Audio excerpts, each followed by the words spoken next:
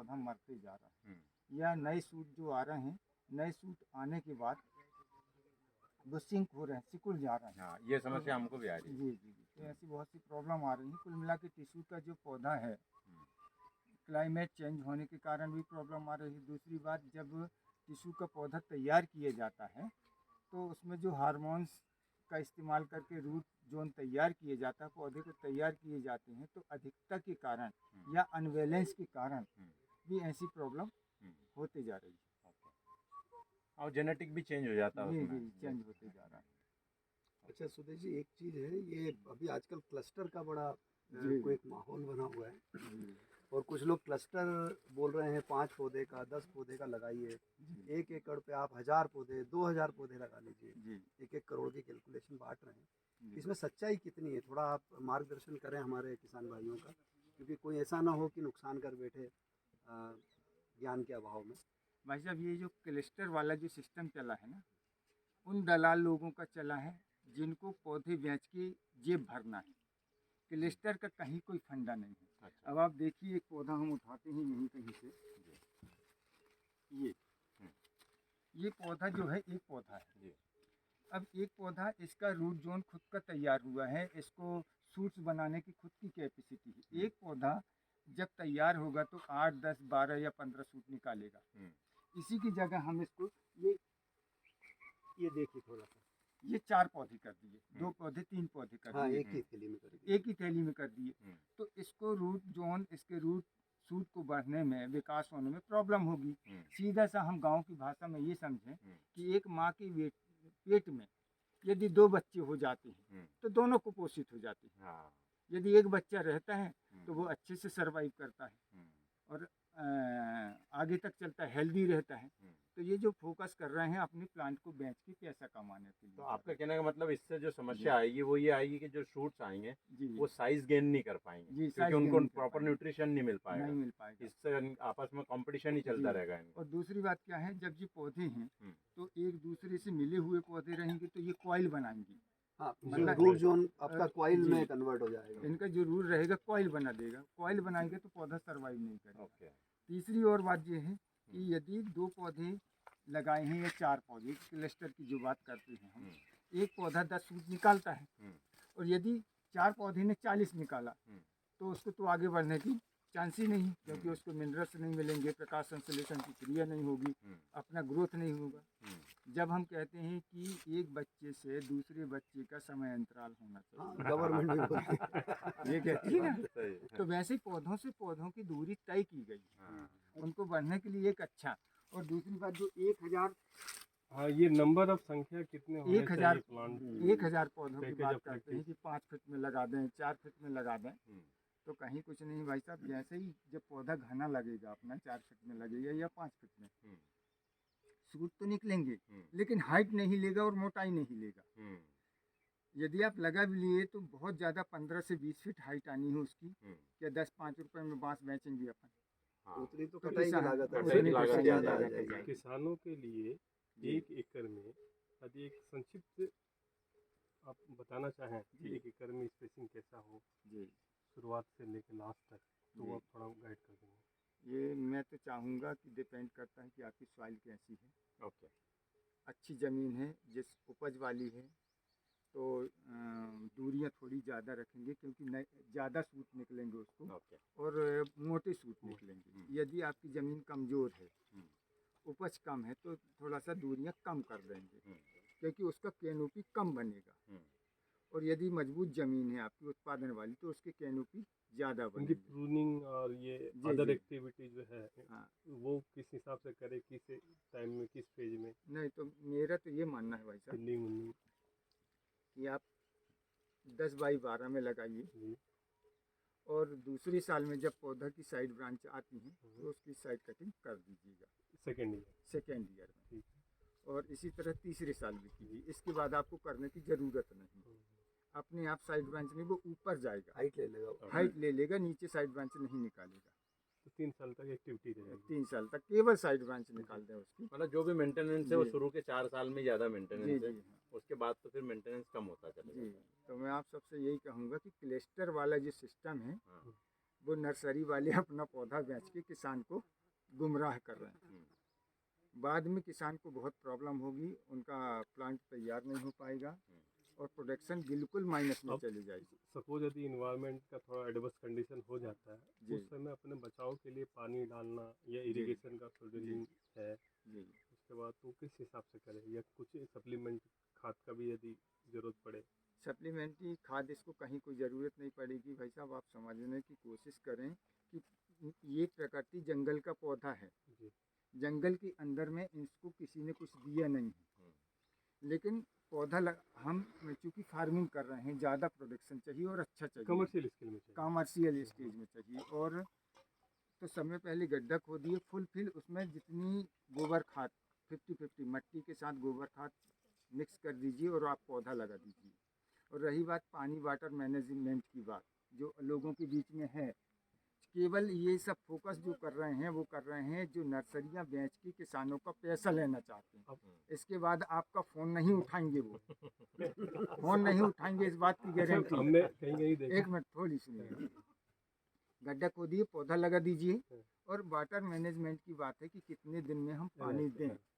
तो ये सभी किसान को पता है कि जैसे ही ज़मीन हमारी थोड़ा सा सूखती है तो बांस के पौधों को पानी की ज़रूरत नहीं, उसको नमी की ज़रूरत होती है, मॉइस्चर बनाए रखें। उसको फ्लड हाँ, इरिगेशन की तो आवश्यकता किसान खुद तय करेगा कि कितने दिन में उसको पानी की जरूरत है। फिजिकल सिम्टम देख के सब। जी जी या तो पौधा भी बता देगा क्योंकि उसकी जी। पत्तियां सिकुड़ जाएगी तो पत्तियां सिकुड़ पानी देना, मतलब वो जी। पानी मांग रहा है। जी सर जैसे पीट बनाते हैं तो हमने बहुत जगह देखा है कि कुछ केमिकल स्प्रे करते हैं जी सन एक्सपोज के बाद, जी जी तो उसमें क्या रहता है, कैसे सर, मैं केमिकल स्प्रे के लिए कभी भी किसानों को सलाह नहीं नहीं देते हैं? दूँ। मैं तो सीधा, ये प्राकृतिक खेती है, हमें सात्विक खेती करनी है। यदि केमिकल का स्प्रे करते हैं तो जो हमारी ज़मीन में जितने भी प्राकृतिक जीव चक्र है वो नष्ट हो जाएंगे, और जब एक चक्र नष्ट होगा तो दूसरे को प्रभावित करेगा, तो फिर दूसरे को मारने के लिए हमको फिर एक केमिकल डालना केमिकल की ज़रूरत होगी, तो तीसरा चक्र शुरू होगा। तो इस तरह के किसान केमिकल में डिपेंड हो जाए। तो मैं ये चाहता हूँ नेचर के साथ काम करते रहें। जीव चक्र होगा, पत्ते गिरेंगे, कीट पतंगे खाएंगे, दीमक खाएंगी अपनी ज़मीन में। हाँ, जैसे कल वो देखा हम- आपके हाँ, फार्म जी, में बहुत बहुत ही सारी बढ़िया दीमक है। थी। क्या जी, क्या जमीन बन गई मतलब वो है पूरी। जमीन पूरी पिछली बार में आया था जी। तो पत्थर ही पत्थर थे वहाँ पर, जी, लेकिन जी। अभी जब देखा तो पूरी मट्टी में कन्वर्ट होना चालू हो गई। और पूरा स्पंजी हो रही है, हाँ, पाँव जी। रख रहे हैं, ऐसा लग रहा है किसी जी। स्पंज पे पाँव रख रहे हैं। वाटर स्पंजी लेवल मतलब भी मैं अपग्रेड बड़ी बात तो नहीं बोलूँ, लेकिन आपकी जो जमीन है जी वो मुझे जो फीलिंग आई है कल घूम करके, जी।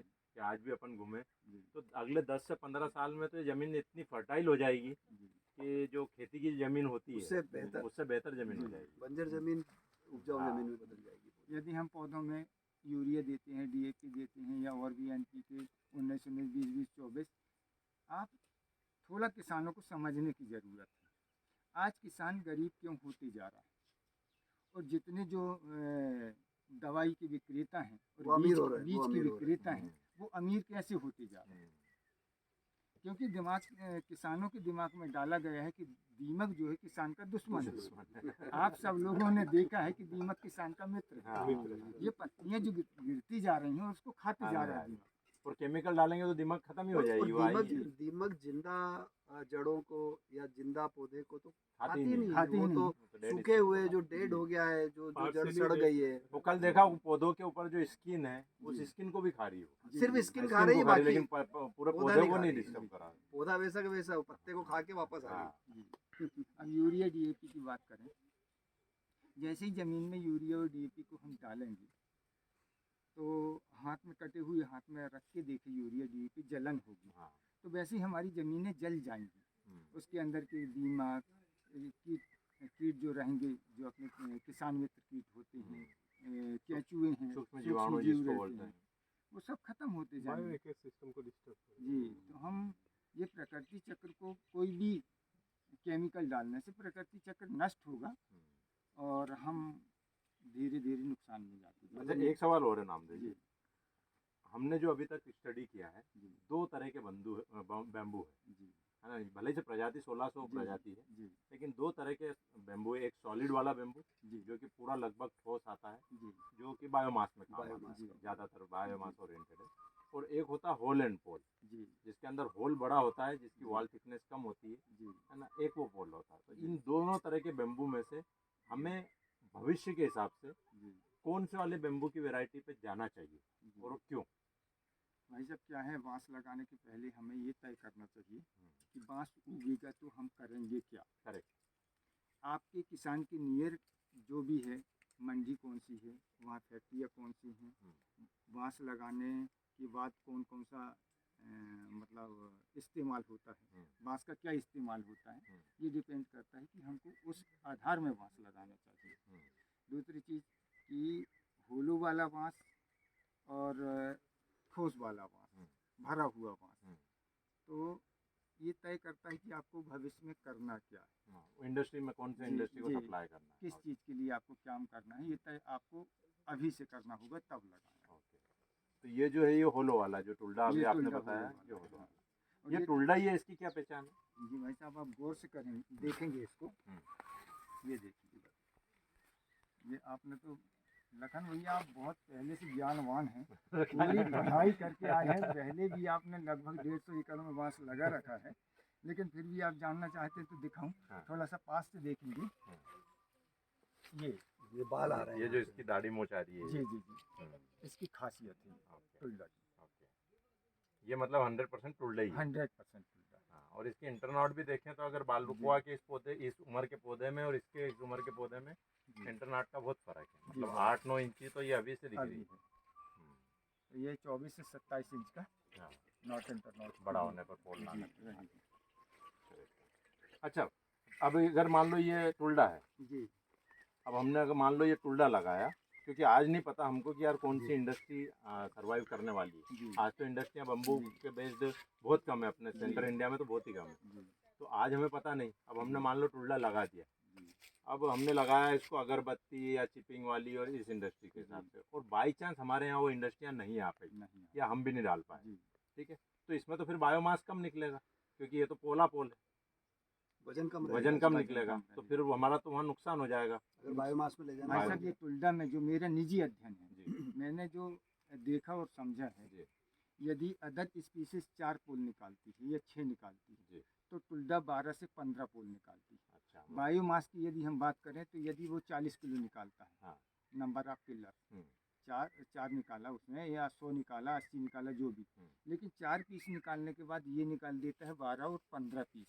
अच्छा, तो दोनों वो का वहाँ से यदि रिकॉप हो वेट जाता है। वेट कैलकुलेशन करते हैं हम, बराबर तो बैठ जाएगा। बायोमास का हाँ, मतलब कुछ ना हुआ तो आखिरी में बायोमास तो इस्तेमाल मिल कर ही नहीं सकते कर ही हैं। सकते हैं, जी, मतलब जी। पैलेट तो बना ही सकते हैं, हाँ, इसका जी, ब्रिकेट तो बना बना ही सकते सकते हैं। जाएगा, ब्रेकेट तो बन और ही जाएगा इसमें इसका। क्या है, क्योंकि ये सीड बेस है, हाँ तो ये आपका डाउट खत्म हो गया कि ये कितने साल चलेगा। हाँ, क्योंकि ये पूरी उम्र लेगा ये इसकी, पूरी उम्र ये पूरी 60 जो भी 70 इसके साल 50 की साल 60 साल जी, 70 जी, साल, जो जी। क्या आपके हिसाब से क्या उम्र होती होगी इनकी बात? लगभग 50 से 70 वर्ष। 50 से 70। जी, जो टुल्डा लोग बोलते हैं 130 साल चलता है और 140 साल भी चलता है, तो वो क्या, वो मिथ है या कोई दूसरी वेराइटी है? इतना मुझे अध्ययन नहीं है इसका। अच्छा, मैंने नहीं, जो प्रैक्टिकल मैंने खुद से सीखा है, हाँ जी।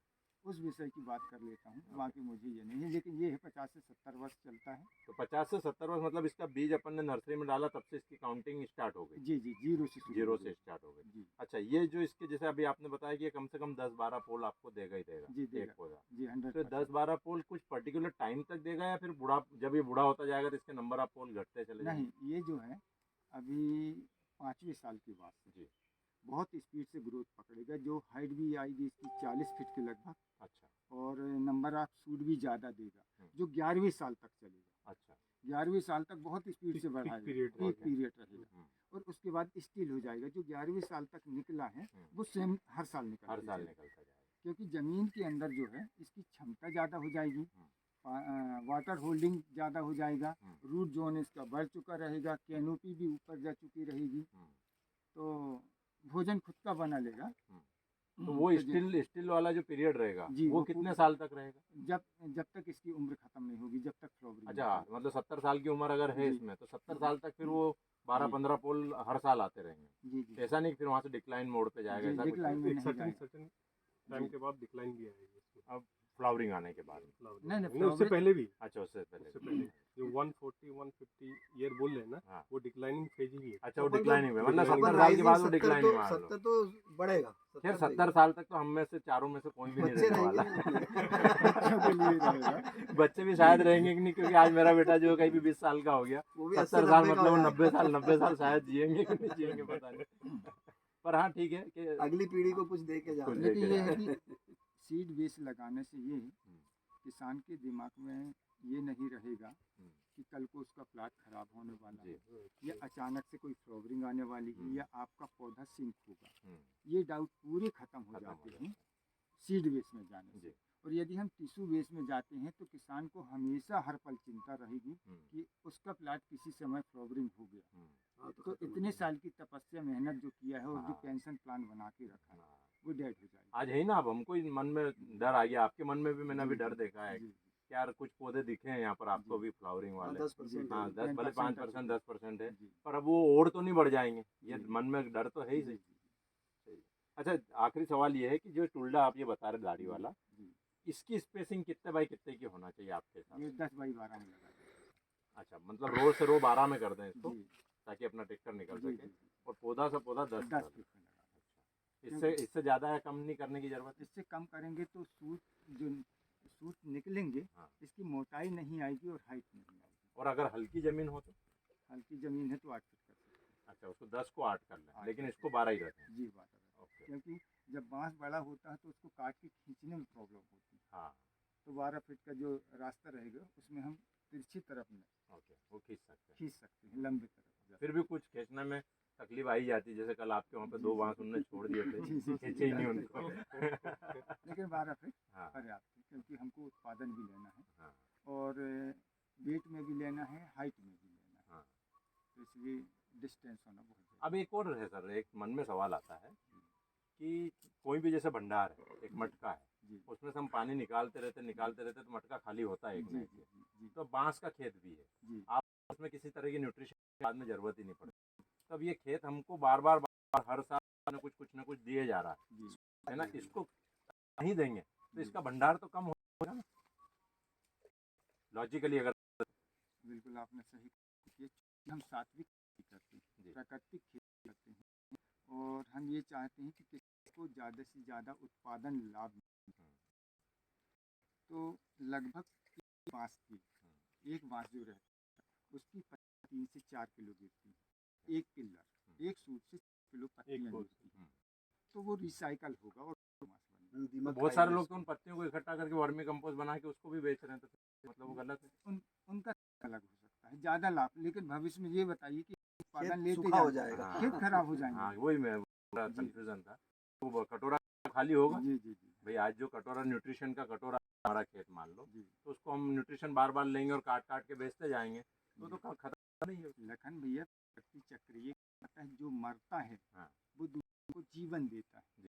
बांस के पत्ते गिर हाँ वो नया जीवन देगा। नीचे जमीन में हाँ। जाते हैं, कीड़े खाते हैं और वो पौधों को फिर जीवन देते हैं।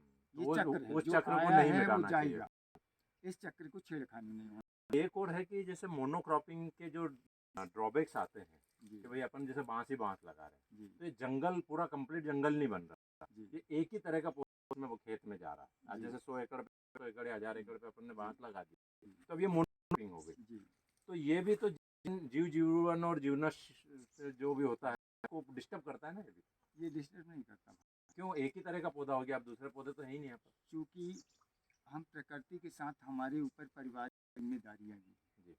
यदि हम वैरायटियाँ लगा देते हैं, क्योंकि हमारी सोच प्रकृति को बचाने के साथ आय काम लेना भी करके है। परिवार की आय में वृद्धि भी करना। हम्म।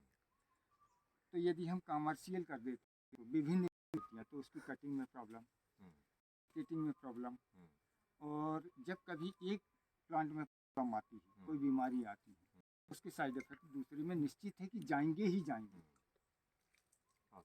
कोशिश करनी चाहिए कि जो भी प्लांटेशन हो क्लस्टर में हो, कि एक ब्लॉक प्लांटेशन। प्लांटेशन हो। मतलब एक ब्लॉक में बम्बू लगा, फिर जरा सा थोड़ा कुछ दूसरी वेराइटी लगा जी दी, जी फिर दूसरे ब्लॉक में फिर जी। बम्बू लगा दी। जी। मतलब ऐसे 2-2 5-5 एकड़ के ब्लॉक बना लेना चाहिए आपके, जी। या मेड़ बना के मेड़ पे दूसरे लगा देना बिल्कुल चाहिए। सर, आप सब अपना थोड़ा थोड़ा परिचय, आप लोगों के बीच में हम जो बातचीत हुई है, तो ये देश अन्य जो किसान हैं जो बहुत परेशान हैं, इन लोगों से जो नर्सरियाँ लगा रही हैं, जो बोलते हैं कि 1000 एक एकड़ में पौधे लगाइए, क्लस्टर में लगाइए। अब ये सब देखने और समझने के बाद आप उन किसानों को क्या संदेश देंगे कि 1000 पौधे ठीक हैं कि 10x12 में लगाना ठीक है कि क्लस्टर में लगाना ठीक है, सिंगल पौधा लगाना ठीक है? ये सूरज है और सूरज जी फील्ड से जी सर, आपका आप परिचय परिचय बताएं, दीजिएगा।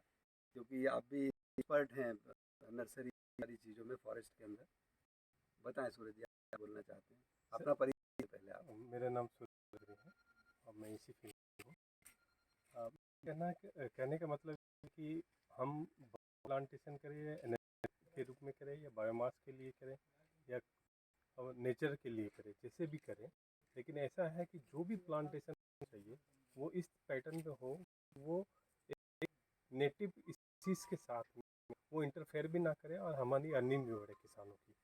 बहुत और इसमें बम्बू का है, ये हम बायोमास जानते हैं, एनर्जी के रूप में जानते हैं, अभी अल्टरनेटिव भी माना जा रहा है और आर्टिकल्स भी है कहीं कहीं पर डिफरेंट कंट्री में। इनके बहुत सारे इंडस्ट्रियाँ हैं, जैसे कॉटन है, प्लाईवुड है, बहुत सारी चीज़ें हैं। तो किसानों को एक और वे में ऐसा है कि हम फाइनल प्रोडक्ट का डिस्पोज यानी लिंकिंग फॉरवर्ड और बैकवर्ड अदर गवर्नमेंट सेक्टर से हो, प्राइवेट से हो या फिर एनजीओ के थ्रू हो, किसी भी थ्रू, वो एक क्लस्टर एक वॉल्यूम में प्लांटिंग करें, साइंटिफिक तरीका से करें, उनके गाइडलाइंस के अंदर में करें, तो उनको क्या है कि अच्छी अर्निंग मिल जाएंगी। सर जैसे काम कर रहे हैं इनके से गाइडेंस, बहुत सारे गवर्नमेंट एजेंसी उनसे गाइडेंस ले, उनके जो स्कीम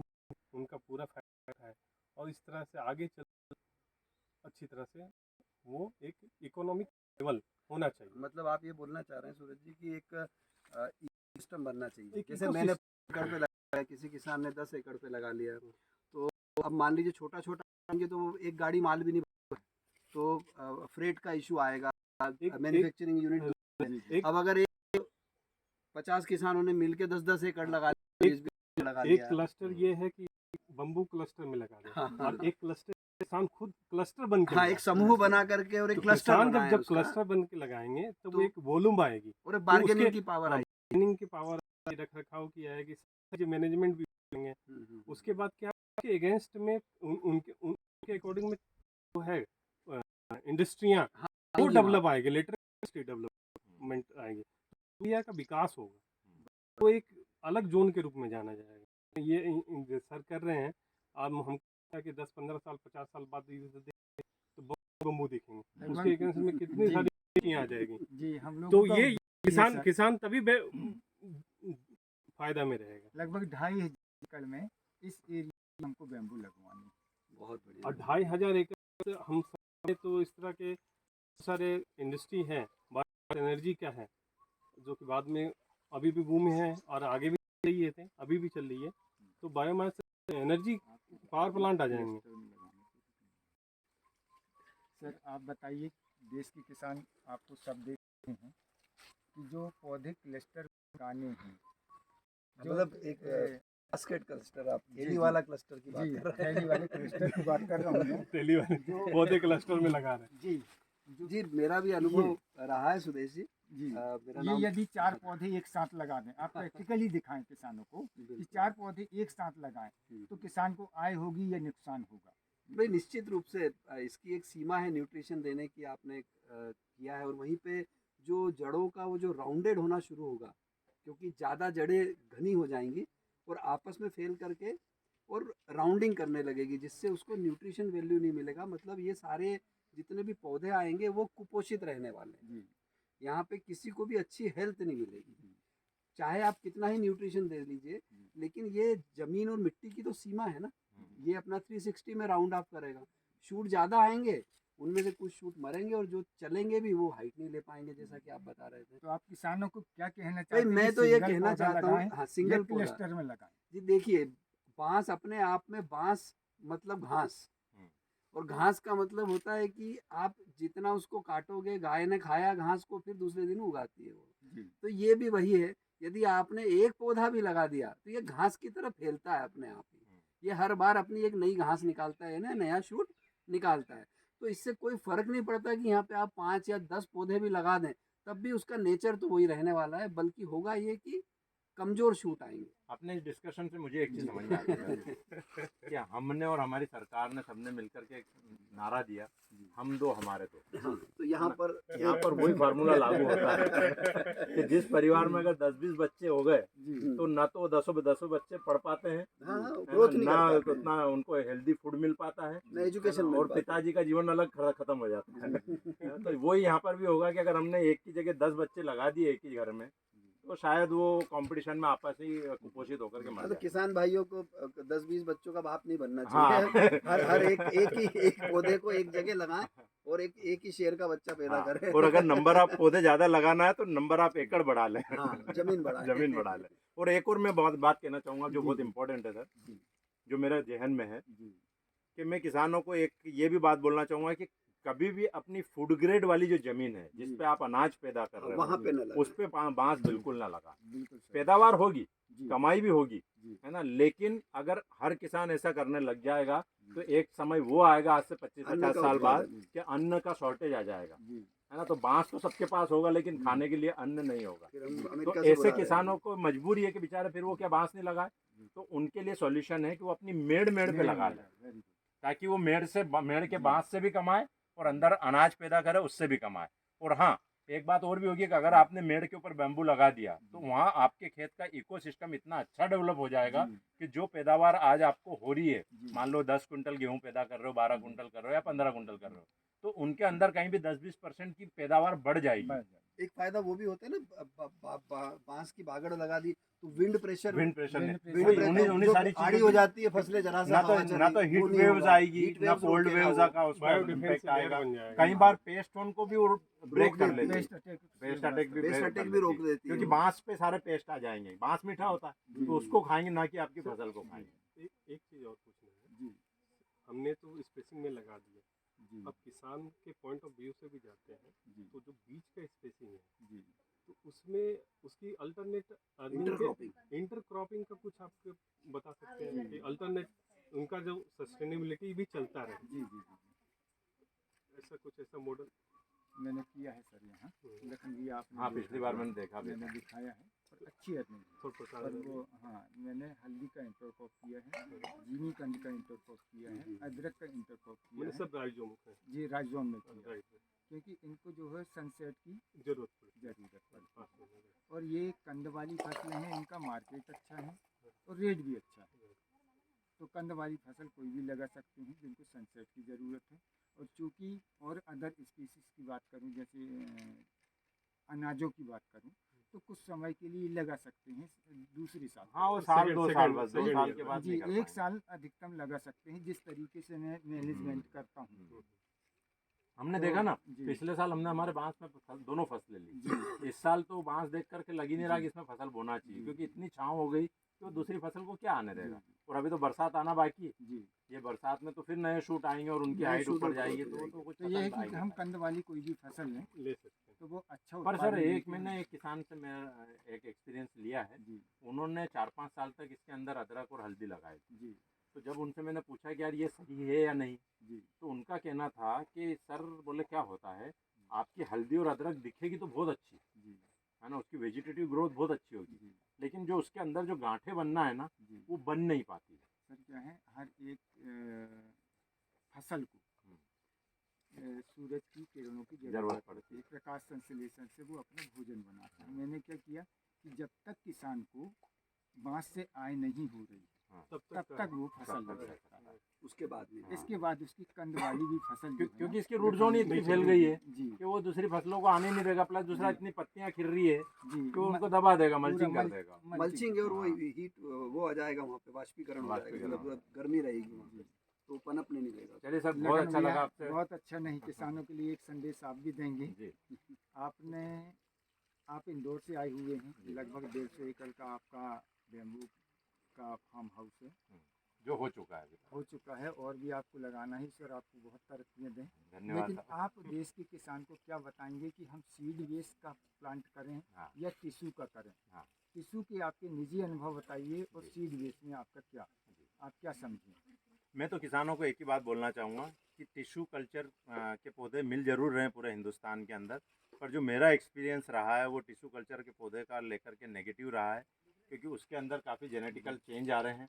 मेरे जो पौधे हैं उनके अंदर टेढ़ापन भी आ रहा है। जी अब अगर आपका बांस भले कितना भी सॉलिड हो, जी लेकिन अगर वो टेढ़ा है तो कोई काम का कोई नहीं है, काम वो का केवल बायोमास ही बना सकता है। जी तो एक तो टेढ़ापन आ रहा है, दूसरा उसके अंदर फ्लावरिंग आ रहा है, जी जो कि चिंता का विषय है। जी हालांकि अभी मेरे पूरे बगीचे में 100 150 एकड़ का जो बगीचा है जी उसमें से गिनती के 8-10 प्लांट में फ्लावर आया है, जी लेकिन आया तो है जी ना, जिसको हम डिनाई नहीं कर बढ़ सकते, जो सकता है जो आगे। बढ़ भी सकता है भविष्य के अंदर। जी तो मैं तो अभी इसी निष्कर्ष पे निकला पहुंचा हूँ जी कि हमें जो भी पौधा लगाना चाहिए, भले कम लगाएं चलेगा, जी जितना मिले उतना लगाएं चलेगा, जी लेकिन सीड वाला पौधा ही लगाना चाहिए। और जो जानकार व्यक्ति है उसी व्यक्ति से पौधा खरीद करके लगाना जी। चाहिए, जिसको पता है कि सीड से भी पौधा कैसे बनता है। जी अगर उसने सही तरीके से उसका लालन पालन नहीं किया है उस पौधे का, जी तो वो पौधा भी अच्छे से परफॉर्म नहीं कर बिल्कुल पाएगा, सही है ना। इसीलिए आप बुरा मत मानना, जी पर मैंने फ़ोन पे आपको पौधे का ऑर्डर नहीं दिया, जी क्योंकि मैं आपकी नर्सरी देखना जी चाहता था कि आपकी प्रैक्टिस कैसी है, जी भाई आपने उसको सही तरीके से पाला है कि नहीं उस पौधे को। जी क्योंकि आपका बच्चा अब हमारे मतलब आपने बेटी को पाला है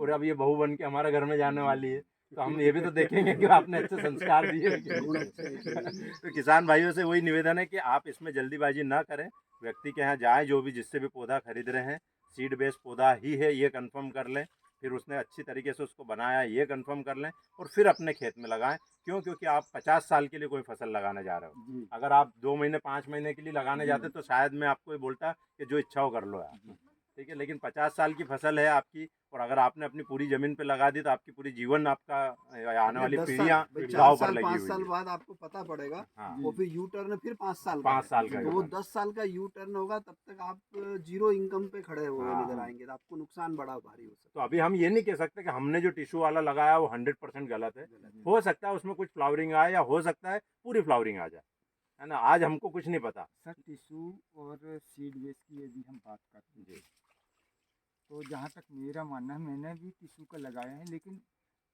जब किसान खेतों में रोज काम करते हैं तो उसका अध्ययन और बढ़ते सही जाता बात है। मुझे आज ये डाउट होने लगा है कि टिश्यू का पौधा 4 साल बाद मरेगा या 10 साल बाद डर बना मरेगा। हुआ है। मुझे डर है, डर एक है। अनसर्टेनिटी है। हाँ। मैं सेटिस्फाई नहीं हूँ उससे। हम्म, दूसरी चीज़, यदि मैं सीड बेस का लगाता हूँ हाँ, तो मैं 100% सेटिस्फाई हाँ, हूँ ये कि लाइफ ये साइकिल पूरा अपनी एज पूरी पूरी करेगा, करेगा। सही बात। जो बीच भी में 50 मरने 60 वाला साल की नहीं। एज है वो पूरी करेगा। अब टिश्यू में ये देखते हैं हम कि टिश्यू वाली लैब ने, नर्सरी वाले ने किस एज का पौधा से उसका टिश्यू हाँ, निकाला। हाँ, सही बात। किसानों को समझने की ज़रूरत है। यदि उसने 30 साल पुराना या 20 साल पुराना पौधे से टिश्यू निकाल लिया हाँ, तो भली फ्लावरिंग ना आए, भली ना मरे, हाँ, लेकिन हमारा जो फोकस 50 से 70 साल की फार्मिंग का है, 20 साल का रह तो जाएगा। 30 साल या 20 साल जिससे मदर है, हम्म, उसकी एज उसको हमको कम करनी पड़ेगी। तो हमारा क्या हो गया, 20 या 30 साल पौधा चलना है। मतलब यदि ओवरऑल कोई- देखा जाए तो जी। कहीं ना कहीं रिस्क है ही, सही जी। टिश्यू वाले बोलते हैं। कि किसी भी समय हमारा प्लॉट खराब हो सकता है, लेकिन ये हम कह सकते हैं कि सीड वाला 100% अपनी पूरी पूरी आयु आयु लेगा। करेगा। पूरा करेगा, साइकिल पूरा करेगा। जी, ठीक सर। थैंक यू भाई साहब, बहुत आपका बहुत भी धन्यवाद। और आपने इतनी मेहमान नवाजी करी उसके लिए भी बहुत बहुत धन्यवाद। इतना खिला दिया कि हमारा जो ड्राइवर है वो तो बोला कि अब तो मैं सर के पास जाऊंगा ही नहीं, वो बहुत खिलाते हैं। भाई साहब, खिलाने का कोई रीज़न नहीं है। आप लोग आए, ये ईश्वर की कृपा है कि मैं आप लोगों की हेल्प करने के लिए मुझे इतना ईश्वर ने ज्ञान दिया, मुझे दाता बनाने का प्रयास किया है। तो हम सब लोगों की सोच होनी चाहिए कि एक दूसरे को हेल्प करें। हाँ, मैं किसान हूँ, कोई साइंटिस्ट नहीं हूँ, हाँ, लेकिन 10-12 वर्षों तक जो जंगलों ही में काम करते करते पौधों को देख के समझा है मैंने, वो अध्ययन है, तो आपस में हम शेयर करते हैं। सही बात है। और ज्ञान तो जी, बांटने से जी, बढ़ता ही हम है। आपस में किसान हैं और एक दूसरे मिल के ही उस समस्या का निदान कर सकते हैं। Thank you. बहुत बहुत धन्यवाद आपका। धन्यवाद, आपने सारी जानकारी दी हमको। जी। Thank you.